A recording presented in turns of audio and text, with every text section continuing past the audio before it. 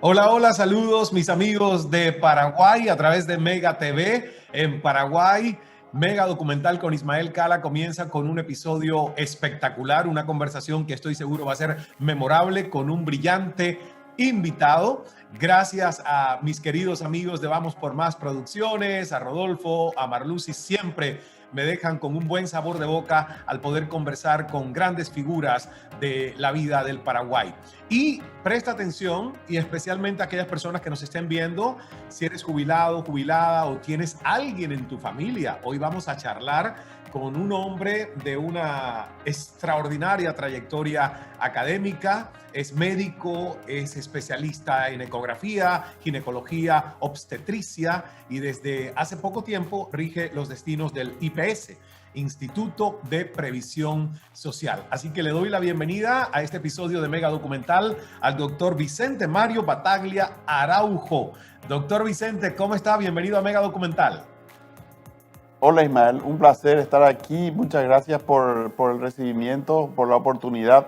Para mí realmente es un honor poder compartir contigo esta entrevista.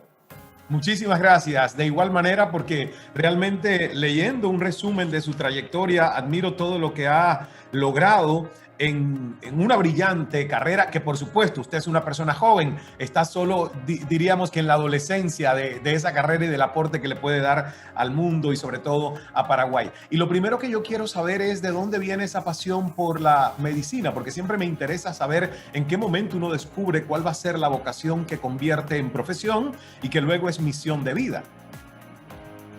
Bueno, la verdad que en el caso mío lo tuve siempre muy claro desde muy pequeño. Probablemente como acompañábamos mucho, mi padre también es médico, también es ginecólogo y nos hacía participar mucho, como tenía mucho tiempo ocupado y los tiempos para la familia eran eventualmente un poco más limitados. Entonces nos pedía de acompañarle cuando iba de repente a los sanatorios a visitar pacientes, a los hospitales también, etc. Y desde aquel entonces ya digamos que se implantó un poquito en mí la idea o la vocación de hacer ese tipo de trabajo profesionalmente en el futuro, ¿verdad?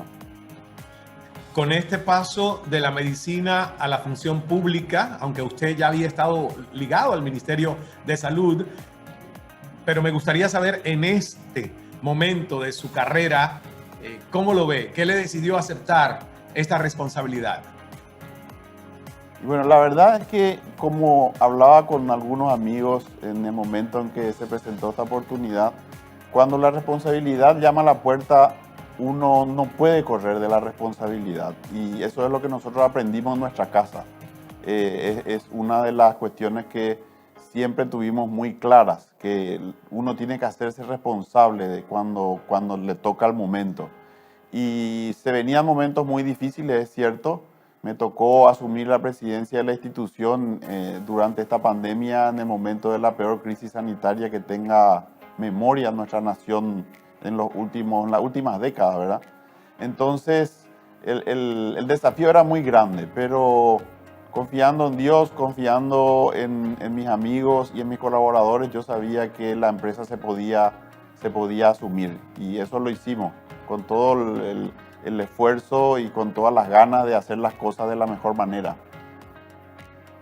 ¿Cuáles son sus principios de liderazgo? Porque me encanta esa idea que usted dice que en el momento en el que la responsabilidad pública, el servicio público, lo que nosotros llamamos como política, nos toca a la puerta, uno debe de estar abierto para eso. Y la verdad, yo tengo que ser honesto, no siempre pensé de esa manera, porque en algún momento sentí que la política no era para mí o el servicio público no era para mí, porque uno lo asocia con justamente corrupción, con falta de ética y con todo lo que escuchamos que es tan común en la gobernanza, sobre todo en regiones del mundo como América Latina. Sin embargo, estoy muy de acuerdo con lo que usted dice, es parte del deber ciudadano. Pero para eso siento que uno tiene que tener claros cuáles son los valores con los que lidera tanto en el sector privado como cuando va al sector público. ¿Cuáles son esos valores para usted, doctor?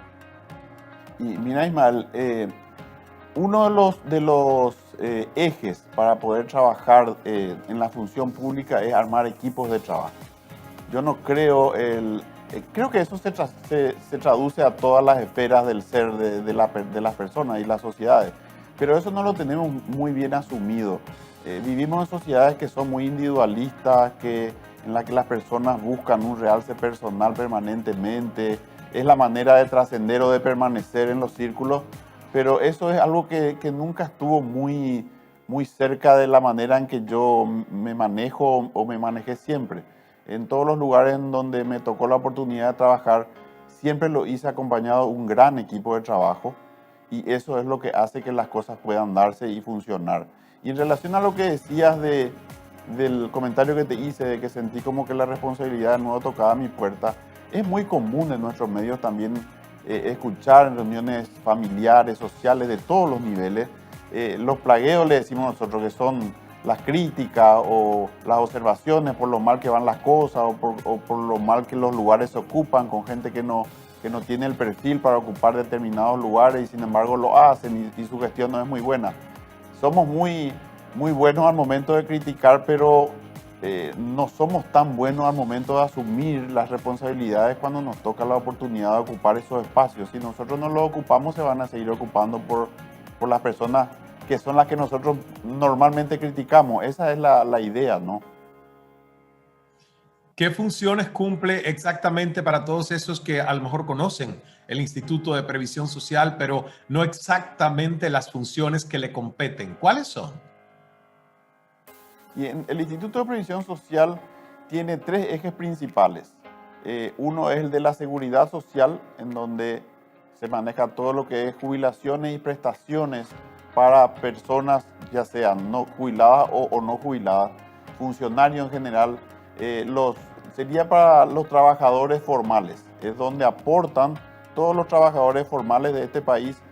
Una parte de la cuota aporta el trabajador, una parte de la cuota aportan los patrones o empleadores, y eso constituyen tres fondos en lo que se reparte todos esos aportes: el de jubilaciones o de prestaciones de jubilación, el fondo o programa de salud en realidad, porque no es un fondo, porque no acumula dinero, sino que utiliza el dinero que le corresponde, y el programa de administración, que es el que sirve para mantener todo esto en funcionamiento. Tiene una cara muy visible que es el área de salud. El área de salud es, digamos, la cara visible de la institución, es la más sensible, la que más afecta en su funcionamiento o la calidad de su funcionamiento afecta a los aportantes, ¿verdad? Entonces, trasciende mucho IPS como una institución de salud, pero en realidad tiene una función muy importante y de hecho con un aporte mayor inclusive de los fondos para el área de jubilación. Yo creo, doctor, que sin lugar a dudas el tema que hemos vivido y que todavía se está viviendo, porque la verdad que no es algo que es del pasado, todavía es presente, el tema de la pandemia ha modificado, ha creado nuevas normalidades, como le llamamos, ¿verdad? Y me gustaría saber, en el caso del desarrollo de los programas y el funcionamiento del instituto, ¿dónde hubo un antes y un después en medio de esta pandemia? Sí, en realidad es muy importante poder resaltar eso, porque la magnitud de la pandemia hizo que quede en chico todo. Es decir, todo esfuerzo pareció pequeño, pero sin embargo, en el Instituto de Previsión Social, que es una institución que nació en el año 47, tiene 78 años más o menos, si no recuerdo mal, de vida institucional, sin que se haya modificado mucho desde aquel entonces de sus inicios, su carta fundacional, que es la que hace a la operativa de la institución. En todo ese tiempo, nosotros encontramos la institución hace un año, cuando me integré al Consejo de Administración en una primera etapa, digamos, en la alta gerencia de la institución, te pongo el número para que puedan entenderse. 70 camas de terapia intensiva que eran para uso de los asegurados de IPS de todo el país. Y estaban en un hospital, nuestro hospital más grande, nuestro hospital emblema, que es el Hospital Central, que está aquí en Asunción, en la capital. Hoy en día, un año después, tenemos 350 personas internadas en terapia intensiva por COVID. Es decir, nosotros tuvimos en un año un crecimiento más o menos del 400% de nuestra capacidad institucional de atender pacientes graves, con cuadros respiratorios graves. y estamos hoy con esa capacidad de atención en todos los rincones del país. Habilitamos terapia intensiva de norte a sur y de este a oeste a lo largo de la República del Paraguay. Entonces, el problema es que esta pandemia multiplicó todo por 10 o por 15. Y entonces cualquier esfuerzo parece pequeño, pero realmente el esfuerzo que se hizo desde la institución en este último año para tratar de prepararnos de la mejor manera fue muy, muy grande. Vamos a hacer una primera pausa, doctor, en la conversación. Por favor, quédese ahí donde está, en ese maravilloso lugar de Asunción. Yo regreso con usted enseguida, después de estos importantes mensajes aquí en Mega TV. Ya volvemos.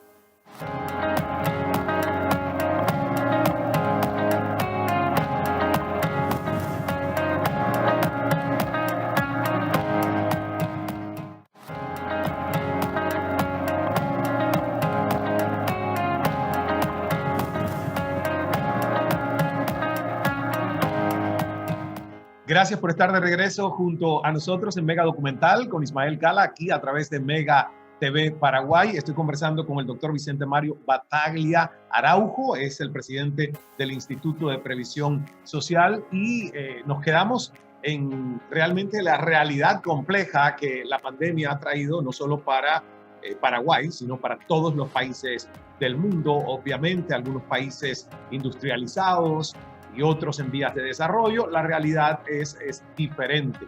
Y yo sé, doctor, que ustedes están trabajando en la implementación de la telemedicina, que tan de moda y tan práctica se ha convertido durante la pandemia, cuarentena, confinamiento. Ahora, lo que quiero saber es en qué estatus está esta implementación a nivel nacional y cómo funciona en la práctica hasta hoy. Sí, el programa de telemedicina realmente es un programa que nos pareció a nosotros muy interesante. Se generó, digamos, sobre todo por la necesidad de contar con especialistas, prepandemia estamos hablando, de contar con una atención de especialistas en el interior del país. En algunos tópicos específicos de especialidades donde no hay tantos especialistas en el país, y por supuesto estos se concentran en los lugares donde hay, digamos, mayor desarrollo económico y social, como sería la capital en este caso.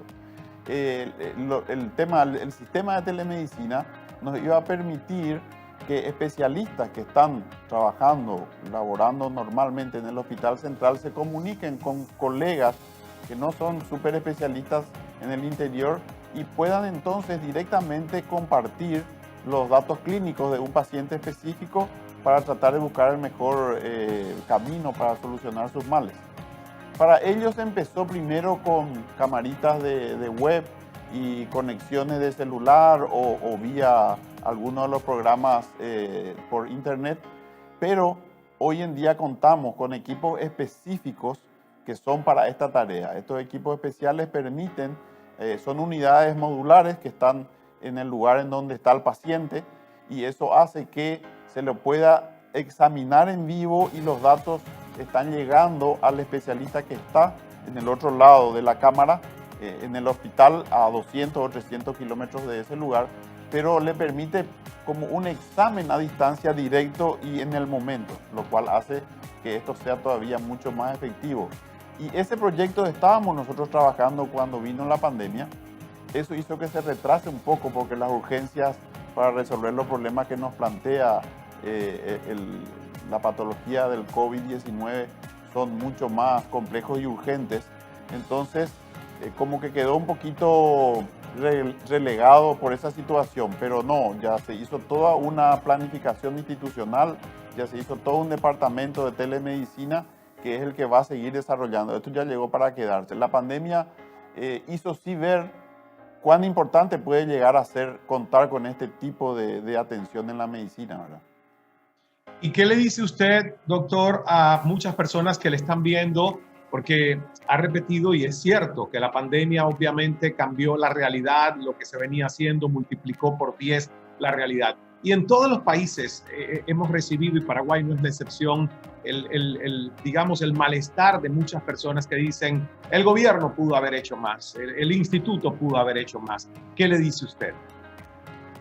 Y repetir un poquito lo que te había dicho. Nosotros En 70 años de vida institucional, hoy tenemos 4 a 5 veces más camas de atención especializada en el lapso de un año. Para países como el nuestro, eso implica un esfuerzo realmente gigantesco. Pero no solamente eso, en todo lo que es administración pública, uno se basa para hacer previsiones en lo histórico. Es decir, nosotros no podemos comprar 10 veces más que lo que normalmente estamos utilizando. Entonces, si cae una patología como esta, que afecta tan brutalmente y dispara todos los números, tanto de necesidad de recursos físicos como de recursos humanos, como de insumos y medicamentos, imposible es decir se pudo haber previsto. No nos hubiesen permitido comprar 10 veces más hace 2 años. No tendría ningún sentido hacerlo. Hoy sabemos que necesitamos 10 veces más, pero era imposible comprar 10 veces más hace un año. Hoy estamos entonces sobre la marcha tratando de acelerar procesos en base a esta nueva realidad. Y eso nos permitió a nosotros en la institución, en un tema clave en esta pandemia, que es la posibilidad de contar con oxígeno. Porque una cosa que es muy importante de saber es que la primera medicación para un paciente con la alteración del COVID es el oxígeno, contar con oxígeno. Ese es el primer tratamiento. Esto hizo que la demanda de oxígeno también crezca a niveles imposibles de prever y hizo que empiecen a cuasi colapsar hasta las empresas que normalmente proveían de oxígeno a toda la red sanitaria. Nosotros empezamos desde hace un par de años ya a tratar de dotar a nuestros hospitales con plantas propias de generación de oxígeno y acelerar la instalación de ellas, reforzar la presencia de algunas plantas en hospitales clave que hoy tenemos, que son respiratorios, en lo que la demanda es todavía mucho mayor, hizo que de alguna manera nosotros hoy estemos con el tema del oxígeno un poco tranquilos. Un poco tranquilos te digo porque la realidad es que no sabemos nunca hasta cuánto más esto va a crecer, es imposible de predecir. Entonces seguimos pensando en seguir reforzándonos. Ojalá que lo que el tiempo y los recursos nos permiten reforzarnos alcance para lo que va a llegar a ser la demanda si es que esto sigue escalando y no queda ya aquí esta segunda ola, ¿verdad? Pues estoy seguro que ustedes van a hacer con los recursos que tienen lo improbable posible para que de alguna manera el vivir esta pandemia nos convierta a todos en seres más resolutivos que pueden desde las crisis, como ha sucedido en realidad, crear nuevas oportunidades. Ahora, en esta época de pandemia y cuarentenas, las personas a las que consideramos los adultos mayores, donde está nuestra sabiduría en las sociedades, la pregunta es, ¿se pueden adaptar a la telemedicina como sistema cuando incluso nosotros que somos generación X, por ejemplo, yo que tengo 51 años, no soy un nativo digital, soy un migrante digital, pero he podido adaptarme a estas nuevas tecnologías? ¿Qué pasa con las personas que son adultos mayores? ¿Cómo lo han visto ustedes en este nuevo tren? Pero en este proceso, te aclaro, en el proceso que nosotros estamos trabajando, en el programa de telemedicina que tenemos andando, no están solos los pacientes, por decir de alguna manera. Los pacientes están acompañados por un personal que está entrenado en utilizar todos los medios electrónicos y entonces el paciente no tiene más que referir su problema y así es tratado, ¿verdad? Existen también programas un poco menos complejos, digamos, que se aplican a las consultas externas comunes. Ahí sí puede llegar a ser un poquito más, digamos, complicado, porque a la gente de edad bien claro sabemos, la tecnología les cuesta un poco más que a las generaciones más jóvenes. Pero no hay nada que sea imposible. Si hoy nuestros padres están recibiendo y enviando videos por WhatsApp o están haciendo conferencias y clases por Zoom, todo es cuestión de entrenamiento. En relación a lo que dijiste, eso es muy cierto. Hay una frase del poeta Horacio que a mí me gusta mucho, que dijo que la adversidad también tiene un don, que es hacer visualizar los talentos que en tiempos normales permanecerían ocultos. Y eso es lo que hace que el ser humano en tiempos de adversidad se crezca buscando soluciones, porque ahí también quiero engancharte con otra frase que me gusta mucho. que cuando hay mucho problema es de inteligente buscar soluciones. Eso es lo que es más importante en ese momento. Y no sé, buscar culpables o permanecer criticando, en general no es muy inteligente hacerlo en los momentos en los que es difícil y necesitamos de toda nuestra capacidad y de toda nuestra concentración para tratar de superar las adversidades. Así es, así es. Y la verdad que cuando alguien me dijo que si uno analiza las Sagradas Escrituras, la historia de Jesús, la Biblia, todos los milagros que celebramos nacieron de la necesidad de solventar un problema, o sea que cada problema es la semilla de nuevos milagros, grandes oportunidades, grandes inventivas, creatividad del ser humano. En ese momento yo dije, ¿por qué sigo pidiendo una vida libre de problemas? Cuando los problemas a veces son trágicos, a veces duelen, pero casi siempre, si uno tiene la actitud correcta, nos dejan fortalecidos, nos llevan a un próximo nivel de sabiduría, de discernimiento, de entendimiento. Y por eso es que pienso que con todo el dolor y la tragedia y las pérdidas que el COVID nos ha dado a nivel mundial, siento que como humanidad es una gran prueba para probar nuestros principios, probar nuestros valores, poner a prueba también, por ejemplo, nuestra capacidad de esos sistemas de salud pública en nuestros países, qué podemos hacer mejor para en una próxima ocasión que esto pudiera repetirse, nosotros ya estar más preparados. ¿Lo ve así usted también? Sí, así mismo, exactamente. Compartimos 100% ese pensamiento. También se dice normalmente que el inteligente aprende de sus errores, pero el sabio aprende de los errores ajenos. Y bueno, esto es un gran campo de aprendizaje. La pandemia, si algo demostró, aparte de traer mucho luto en muchas familias en el mundo, también demostró que la inventiva, el trabajo en equipo y las ganas de salir adelante pueden hacer mucho y nos obligan a descubrir hasta cuán fuertes somos en determinadas situaciones. Muchas veces la gente descubre que es mucho más fuerte de lo que imaginaba. Y este tipo de situaciones son las que llevan al límite a las personas para probar que son capaces de salir de su área de confort y producir cosas buenas igual. Maravilloso. Vamos a hacer una próxima pausa, la última en esta conversación. Así que usted que nos está viendo, por favor, quédese ahí. Vamos a seguir conversando con el doctor Vicente Mario Battaglia Araujo. Es el presidente del Instituto de Previsión Social en Paraguay. Volvemos en instantes.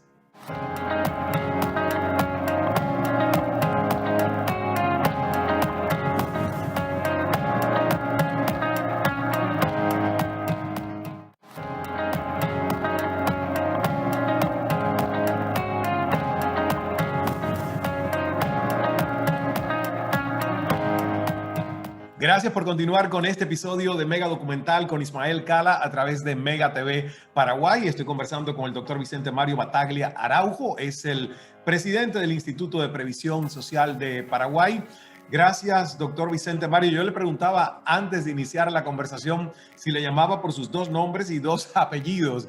Y usted me dice que sí, porque hay varias personas que tienen nombres similares, ¿correcto?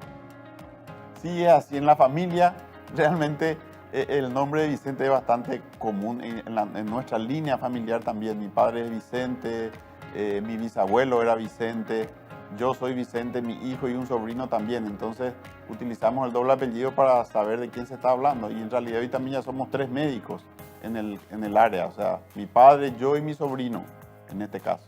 Hay una dinastía de Vicentes. Algo así. Como mi bisabuelo fue el inmigrante que había venido de Italia y era Vicente, y bueno, ese nombre se utilizó mucho en la línea familiar, ¿verdad? Qué bien, qué bien. Yo también vengo de esa dinastía, que es abuelo, padre e hijo, que soy yo, Ismael. Así que todavía no le he continuado, pero me queda tiempo. Tengo que pensármelo, a ver. Vamos a continuar y quiero hablar de las jubilaciones, o sea, cómo están las jubilaciones, cómo están los salarios mínimos en Paraguay, sobre todo en estos últimos años, y qué se puede hacer, porque en todos los países digamos, el estándar de elevar ese salario mínimo, de acomodar un poco a la clase que más lo necesita en nuestros países, es siempre una lucha y no es fácil para los gobiernos muchas veces el poder hacerlo. ¿Qué piensa usted sobre esto? Bueno, en realidad, como en la mayoría de los países de la región, uno de los desafíos más grandes que tienen los gobiernos es mejorar la calidad del gasto público. Hay una suerte de descreimiento en relación a tanto la honestidad en ese gasto y sobre todo en la gran cantidad eventualmente de personas que entran a determinados círculos de función pública y demás. Y eso hace que, lógicamente, no haya muy buena sensación cuando se habla de salarios mínimos que no son muy buenos. Conozco mucho la región, la verdad es que la oportunidad de enseñar me llevó a dar cursos en prácticamente todos los países de América. Conozco Centroamérica por completo y prácticamente también toda Sudamérica, y somos muy parecidos en todo, tanto en el desarrollo político como en el pensamiento colectivo. Funcionamos muy parecidos como sociedad desde el Río Grande para abajo, y eso hace que no haya una, digamos, o sea, la sociedad en general está un poco descreída de las autoridades. Es un compromiso que tienen los políticos de hoy en día de recuperar la credibilidad y la adhesión, la adherencia de la gente en relación a ser creíbles cuando hacen promesas o cuando emprenden algún tipo de iniciativa. El gasto en nuestro país es uno de los más bajos en la región. Realmente Paraguay es un país para vivir bastante accesible si lo comparamos con otros. Pero aún así, hoy tenemos como sueldo mínimo 2 millones, sería más o menos 7 por 3, más o menos $300 vendrían siendo el sueldo mínimo en Paraguay. Y en los últimos años no ha tenido un incremento muy importante, sobre todo por la situación social. Esta pandemia vino a complicar las cosas todavía mucho más. Muy probablemente va a ser mucho más difícil poder desde el área, digamos, de desarrollo económico crecer mucho en lo que es el gasto. Vamos a tener seguramente que ajustarnos los cinturones bastante más en los próximos años, y yo creo que el desafío está ahí. La gestión en los años venideros para gerenciar el desarrollo económico, el despegue económico de vuelta después de esta pandemia va a ser clave para las sociedades de nuestra región. Y volviendo al tema de la jubilación, que también es la esperanza con la que muchas personas dicen, bueno, termino mi vida productiva y tengo garantizados ciertos fondos para esa etapa cuando nos cae la tarde y ya uno quiere descansar un poco más. Doctor, ¿de qué estamos hablando cuando se refieren a la diversificación de los fondos jubilatorios? Eso, como te explicaba recién, el ingreso que viene del aporte tanto del trabajador como del empleador se divide en 3 pedazos, de los cuales el 54% se acumula en un fondo que es el fondo jubilatorio, y ese sí es un fondo porque ese dinero se utiliza para generar ganancias que aseguran la continuidad y que el fondo esté sano para cumplir con la gente con la que tiene que cumplir, que está jubilada. Esa carta orgánica que tenemos, que tiene más de 70 años, no previó en la institución bienes de uso que no sean de uso hospitalario corriente, o sea, bienes de renta. No están muy previstos. Pero la realidad es que como esos bienes, la carta orgánica nos permite invertir en fondos en bancos, prácticamente más que nada. Hace un par de décadas, en los años 90, aquí hubo una crisis muy grande con los bancos. Fueron a la quiebra unos cuantos, y entonces muchos fondos de la institución que estaban en esos bancos se perdieron y se recuperaron, pero como propiedades. Y hoy tenemos propiedades de todo tipo en todo el país, de las cuales no podemos hacer realmente un uso ni sacarle un provecho en especial porque no está contemplado. Y cuando hablamos de diversificar los fondos, hablamos de poder, ese dinero que se tiene que utilizar para la parte de generar dinero de nuevo para el fondo de jubilación, debería poderse utilizar en un amplio rango de inversiones que hoy no lo tenemos permitido. Pero ese tiene que ser un proceso mucho más complejo porque tiene que pasar por el Parlamento como una modificación de la ley de la Carta Orgánica Institucional. No es algo que podamos hacerlo nosotros en forma personal o institucional directa. Y si el gobierno, ya para ir concluyendo nuestra conversación y ver un poco su visión estratégica en un escenario realmente de abundancia, de presupuesto, si el gobierno le dijera, tiene todo el presupuesto que sueña doctor Vicente Mario Battaglia Araujo, ¿qué mejoraría usted del sistema? En relación a lo que es su función misional, o seguimos hablando en relación a lo que es el tema de los fondos? Yo A cuál de creo los... con todo lo que usted tiene a su alcance en decisiones que puede tomar desde el puesto que hoy ocupa.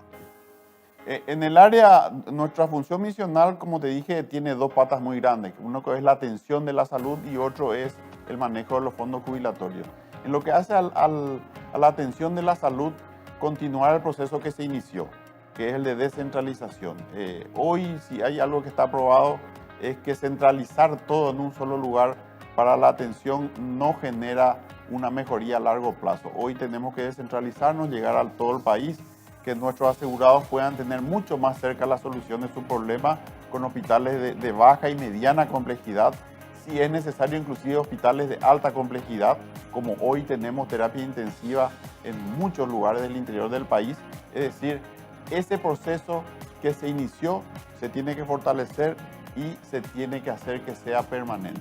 Eso en el lado del área de atención de la salud, hacer que llegue mucho más cerca a los asegurados una atención con calidad y con calidez. En relación al tema de los fondos, sí, es capital conseguir una modificación en esa carta orgánica, distintos puntos, pero uno de ellos, de los más fundamentales, es el tema de los fondos, para que puedan hacerse inversiones que sean más rentables para el fondo, sin correr ningún tipo de riesgo. Pero hoy en día, si hay algo que también está demostrado, es que el desarrollo económico ha permitido un sinfín de operaciones o tipos de operaciones que generan renta, de las que hoy no se puede beneficiar el instituto. Ese también debería ser uno de los derroteros por los que deberíamos transitar.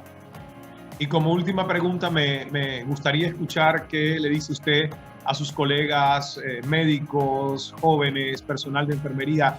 ¿Y por qué? Porque sé que la pandemia del coronavirus ha sido devastadora para los trabajadores de la salud pública y también lo ha sido en Paraguay. Y hemos visto cómo ha sido un sector que ha tenido que hacer sacrificios personales, doblar sus turnos muchas veces, trabajar en condiciones donde ponían en riesgo, como les toca al personal de la salud, a su propia familia con el tema de los contagios e incluso, no mayoritariamente, pero en uno que otro país se ha visto hasta la discriminación en momentos de pánico y de temor y miedo a ese personal de enfermería y doctores por temor a que esas personas donde vivían pudieran ser focos de contagio desde los hospitales a esos vecindarios. Entonces yo creo que ha sido un momento difícil para ese personal de la salud. ¿Qué le dice usted a sus colegas? Bueno, en realidad yo pedirles más de lo que ya están dando no podría. En realidad lo único que puedo decirles es gracias. Tengo que agradecer el gran sacrificio que están haciendo, porque si algo se pudo resolver, si vidas estamos pudiendo salvar, es gracias al esfuerzo, al sacrificio, aún con el riesgo de la propia vida de todo el equipo de salud de la institución, en este caso del país entero. La verdad es que, así como vos bien dijiste, inclusive se vivió momentos de discriminación. Eso no me dio el ánimo. No te diría que el 100%, pero el 99% del personal de salud está haciendo honor a su función, a su vocación, y en relación a los médicos que trabajan todos los días atendiendo a los pacientes, están haciendo honor a su juramento. El estar ahí para el paciente cuando él lo necesite, aún si eso representarse un riesgo para nuestra vida. Y en países como los nuestros, en donde la calidad de legislación inclusive que hace relación al tema de atención médica, hace que sea todavía mucho más meritorio que se esté haciendo lo que hoy están haciendo ellos. Yo creo que nosotros podemos sentarnos a hablar en una entrevista de muchas cosas, pero la realidad es que hoy el 90% de la solución de este problema se está dando en esos hospitales en donde se le está atendiendo a estos pacientes con esta grave enfermedad que está costando muchísimas vidas, está enlutando a muchas familias en nuestro país también, y sin embargo ellos están ahí. Gracias, es lo que puedo decirles. Muchas gracias.